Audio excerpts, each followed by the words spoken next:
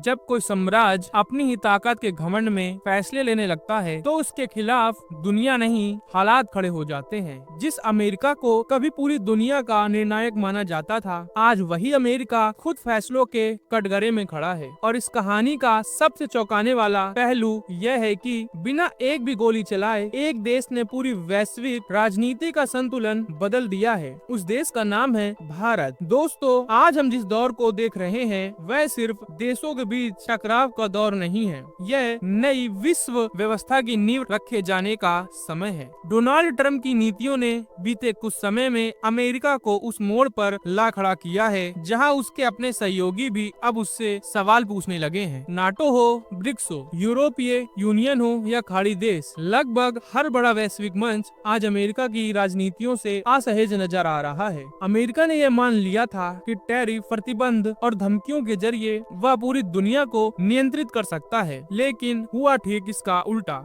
जिस north Atlantic ocean को America अपनी सैन्य ताकत का प्रतीक मानता था, आज वही इलाका अमेरिका के लिए रणनीतिक सिरदर्द बनता जा रहा है। एक तरफ ब्रिक्स देश अपनी सामूहिक मौजूदगी दर्ज करा रहे हैं, तो दूसरी तरफ नाटो के भीतर ही अमेरिका की भूमिका को लेकर असमंजस बढ़ रहा है। ट्रंप का ग्रीनलैंड को लेकर दिया गया बयान यूरोप के लिए आखिरी चेतावनी साबित हुआ। डेनमार्क ने खुलकर विरोध किया और उसके साथ पूरा यूरोप खड़ा हो गया है। अब यूरोपीय देशों को यह समझ आने लगा है कि अमेरिका के साथ आंख बंद करके चलना आर्थिक और सामाजिक दोनों स्तरों पर नुकसानदेह हो सकता है। यहीं से यूरोप की नजर भारत पर गई। भारत की सबसे बड़ी ताकत यही है कि वह किसी एक गुट का हिस्सा बनकर नहीं चलता। भारत ब्रिक्स का भी अहम सदस्य है और नाटो देशों के साथ भी उसके मजबूत संबंध है। यही संतुलन भारत को इस वैश्विक संघर्ष में सबसे प्रभावशाली खिलाड़ी बनाता है। अब हालात यहाँ तक पहुँच चुके हैं कि नाटो देश खुद भारत से सीधे संवाद और सहयोग की मांग कर रहे हैं। विदेश मंत्री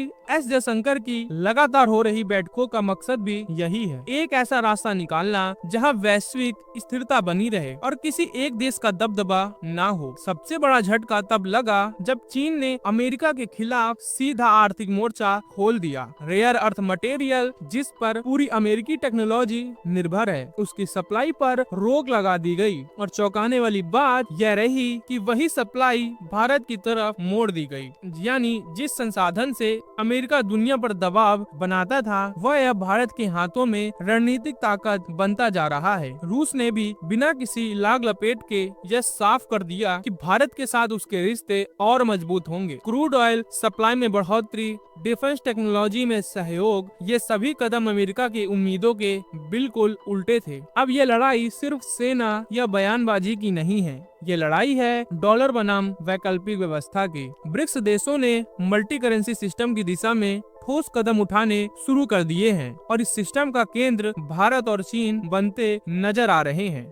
यही वजह है कि वॉल स्ट्रीट से लेकर अमेरिकी फेड तक घबराहट साफ दिख रही है। हिंद महासागर से लेकर अटलांटिक तक संयुक्त नौसैनिक अभ्यास अब आम होते जा रहे हैं। भारत, फ्रांस और रूस की मौजूदगी अमेरिका को यह संदेश दे चुकी है कि समुद्र अब किसी एक देश की बपौती नहीं है। यूएन में भारत को लेकर समर्थन पहले से कहीं ज्यादा मजबूत हुआ है। वीटो पावर को लेकर जो बहस सालों से रुकी थी, वह फिर से तेज हो गई है। भारत भले ही शोर नहीं मचाता, लेकिन उसके फैसले अब वैश्विक दिशा तय करने लगे हैं। सबसे दिलचस्प बात यह है कि अब अमेरिका के भीतर से ही ट्रंप की नीतियों पर सवाल उठने लगे हैं। पूर्व राष्ट्रपति ओबामा तक यह कह चुके हैं कि भारत से टकराव रणनीतिक भूल थी। जो ट्रंप कल तक 500% टैरिफ की धमकी दे रहे थे, आज वही भारत दौरे की बात कर रहे हैं। यह बदलाव सिर्फ शब्दों का नहीं बल्कि दबाव का संकेत है। दोस्तों, आज की दुनिया दो हिस्सों में नहीं बट रही, यह एक नई दिशा में घूम रही है और उस दिशा का नाम है भारत। बिना युद्ध, बिना धमकी, सिर्फ संतुलन और कूटनीति के दम पर भारत ने यह साबित कर दिया है कि वह अब नियम मानने वाला नहीं रहा, वह अब नियम गढ़ने वाला देश बन चुका है। आने वाले दिन वैश्विक राजनीति के लिए निर्णायक होंगे और इस बार कहानी किसी एक महाशक्ति की नहीं बल्कि संतुलन की होगी। तो दोस्तों, अगर आपको यह वीडियो पसंद आया हो तो वीडियो को लाइक करें, चैनल को सब्सक्राइब करें और जय हिंद, वंदे मातरम।